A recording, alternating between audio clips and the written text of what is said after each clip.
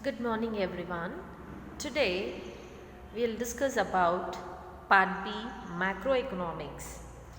In the previous video we have discussed about the introduction of macroeconomics, and in today's video we'll discuss how macroeconomics have been emerged, that is emergence of macroeconomics. Emergence means beginning. How did previously part A all we discussed about microeconomics, studying the economic activities as an individual unit of an economy. Now we will discuss everything at a large part as a macro. Macro means large. How this macroeconomics have started or beginning, how it came, how it emerged. Okay, see this macroeconomics we can find from the time of mercantilist, but the actual foundation was laid, the modern economics was laid by J.M. Keynes. That means he is the person J.M. Keynes, whose full name is John Maynard Keynes. Okay, and macroeconomics have become a separate branch.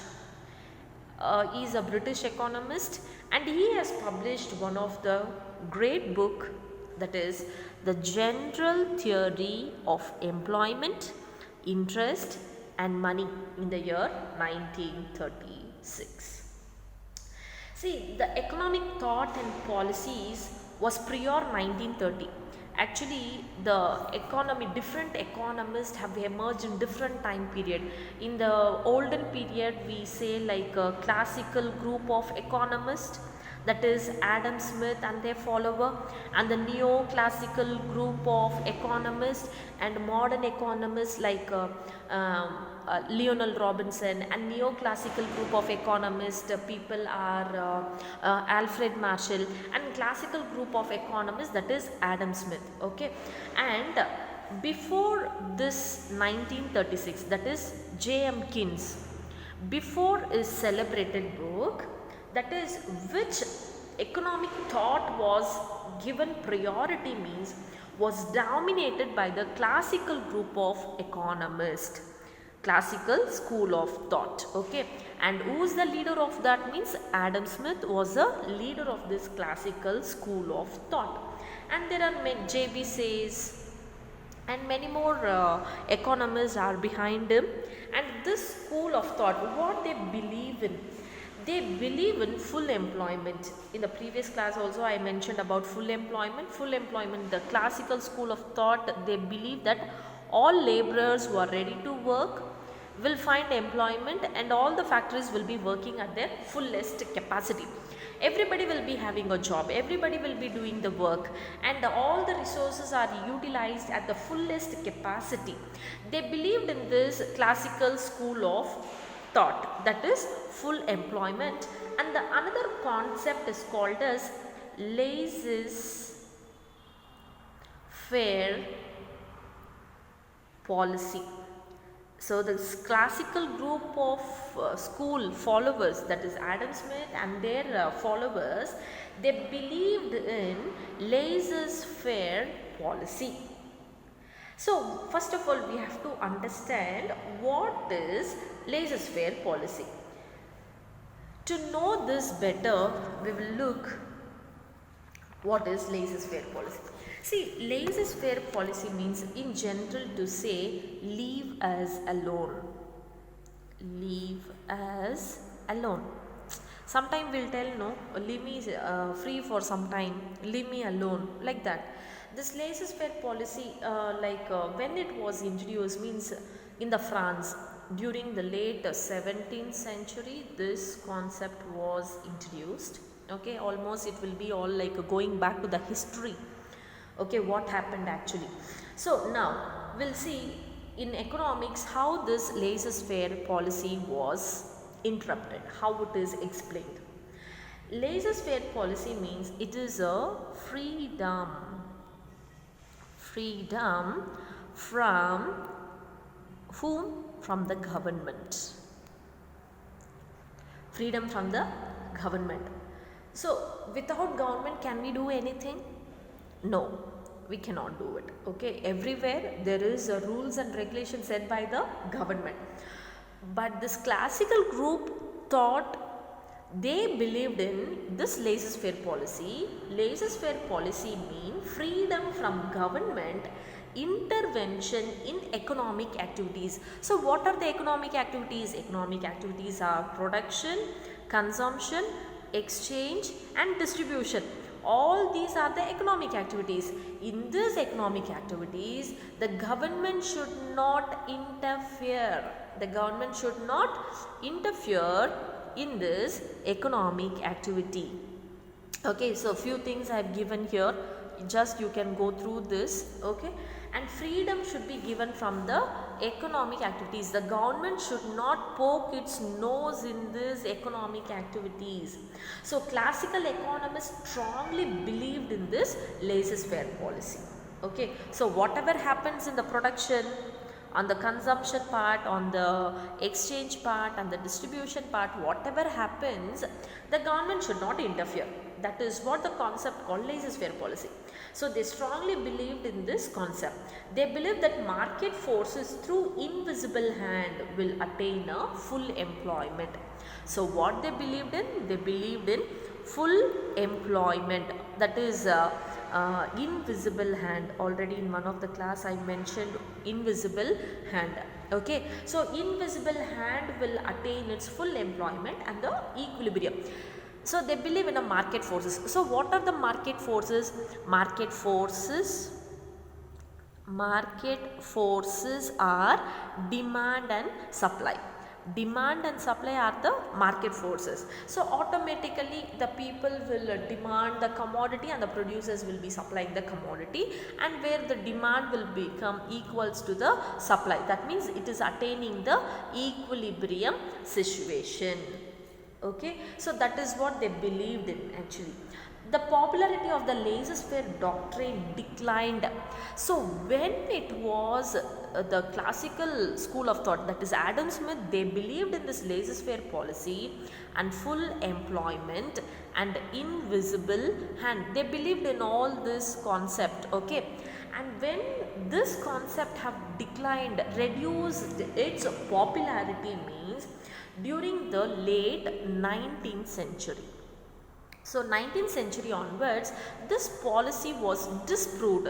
This policy have reduced its importance. Why? When it proved inadequate to deal with the social and economic problems. See, every economy have some business activity, industrialization. In the economy, when the problem comes, so it has no scope to deal with the social and economic problems. Okay, so now we will go back to here how this classical school, they believed in, already I told you, full employment. They believed in invisible hand. They believed in laissez-faire policy. Okay, these are the thoughts of this classical group of economists, that means Adam Smith and their followers. So when the problem arrived in a particular part, what happened means it failed this. What is the concept they believed in? Full employment, invisible hand and the laissez-faire policy, that has been disproved. Okay, the role of the government should be minimal, as the invisible hands will ensure the equilibrium and full employment. So when this concept was proved wrong means during the Great Depression. Okay, so what is Great Depression? Actually we have one historical background for this. So we will see what is Great Depression. So Great Depression of 1929, if you search in net, if you browse in the Google, you will get lot of information about this Great Depression. Actually it is a historical event which happened in the world during this period. So depression means everybody aware of this word. Depression means going through one difficult situation. What is that Great Depression of 1929? We have a story behind that. Story means it's not a cock and bull story. It is a historical thing happened during 1929. We'll see a bit about this Great Depression of 1929. Okay. See, when this happened, see, this Great Depression have begun in USA. We all know that America means it is the greatest country, more powerful country in the world. We all know that. Okay. So where this Great Depression occurred means in the USA. That is soon after the stock market. Nowadays you people are more familiar with the stock markets.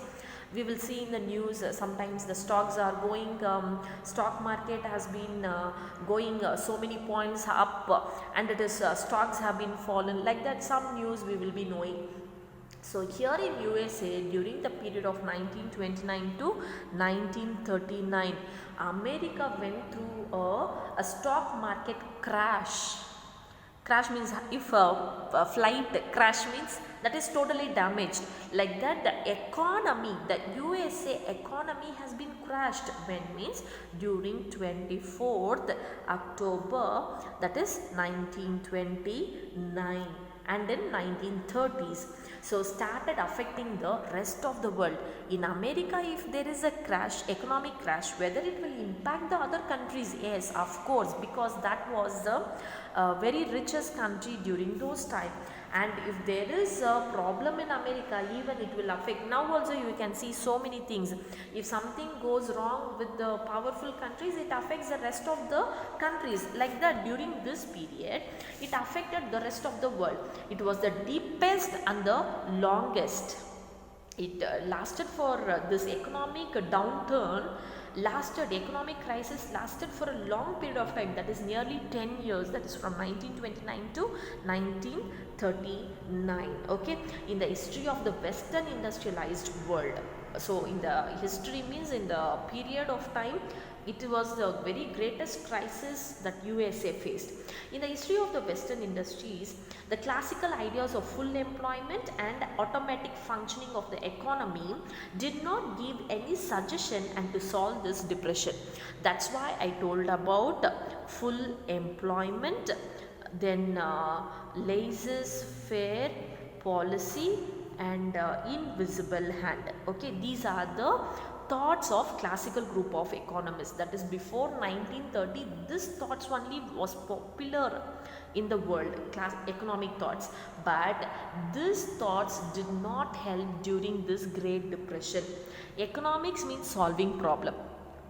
Previously we were studying about microeconomics, solving the problem at an individual unit as a small part of an economy.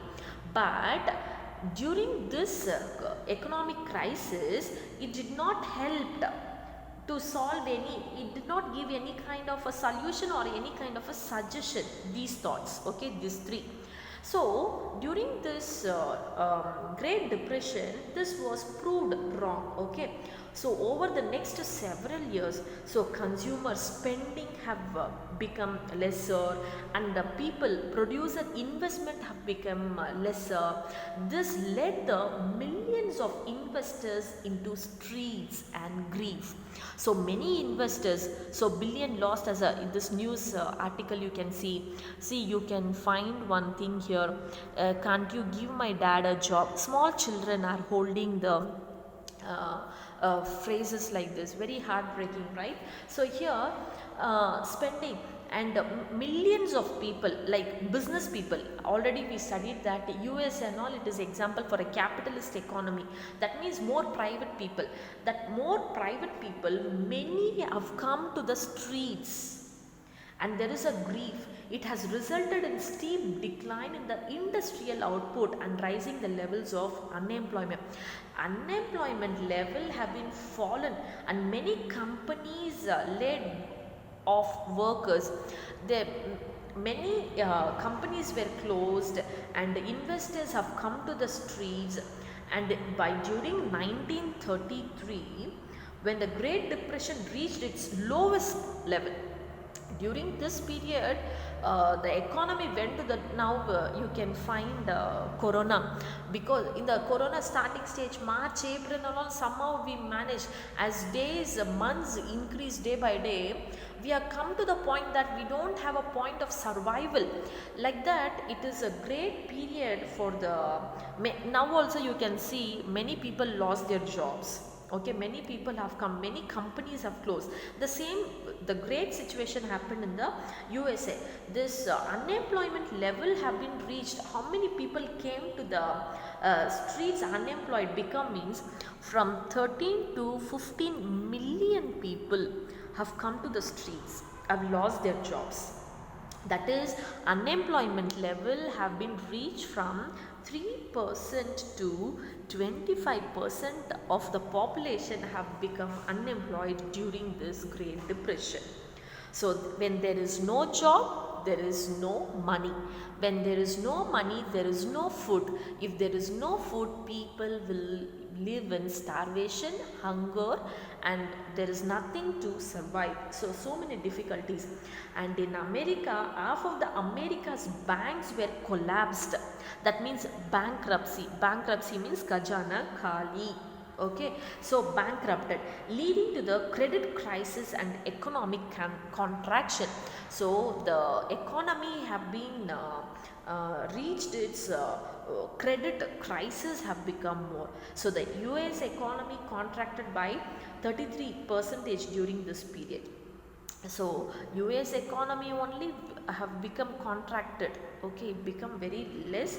And though the relief and reform measures they have taken during those time, the president of USA was Franklin Roosevelt, okay, and he took so many measures, but instead of all that, it has become affect the economy at a very higher level. The economy would not fully turn around till the time of 1939. Okay, even World War was during that time, it was at the peak level. They could not get up only. Okay, so many problems have been faced. So this Great Depression, okay, Great Depression have proved laissez-faire policy wrong. Okay, so at this time only, and the inadequacies and automatic functioning was clearly visible.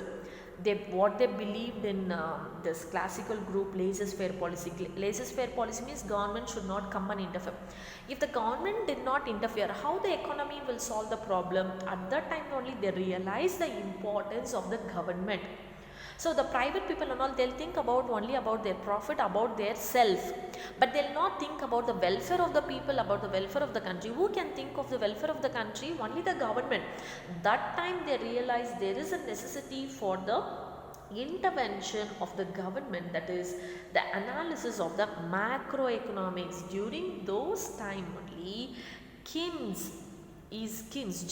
Keynes have introduced this fresh and revolutionary approaches through a celebrated book called The General Theory of Employment, because many people went in unemployment, and many investors have come to the street. They cannot able to pay the interest, and they face the problem of money. Regarding that, he has written a book, that is The General Theory of Employment, Interest and Money, in the year 1936. So by his revolutionary approach, that economy have been slowly regained its position.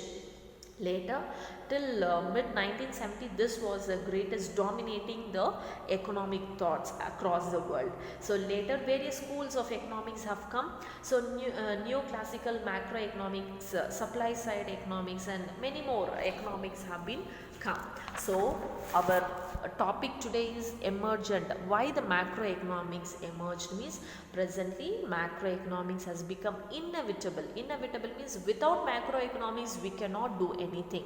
Okay, for various policies, formulations in the concept called national income, employment, poverty, fluctuations in economic cycles, inflation, Okay, foreign trade, balance of payment, monetary and fiscal policy are studied under the macroeconomics. So it helps not only to understand the functioning of the economy but also to correct the hurdles and imbalances prevails in the economy. That is why here the macroeconomics is emerged. Thank you for watching. Any doubts you can call me.